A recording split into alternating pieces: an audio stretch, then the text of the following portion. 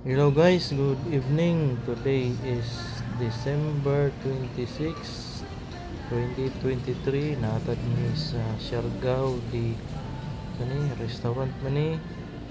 Nanatag ni para mag-celebrate sa birthday sa akong daughter nga si Elisha Rain. So, dala naman pamilya. Dinira ta na ngaon sa gawas aron dili na maghugas og plate. So, nakita na mo din lami ang ilang menu ug nice ang ilang plating. So mura change guide nimisa ka ng yaka-yaka.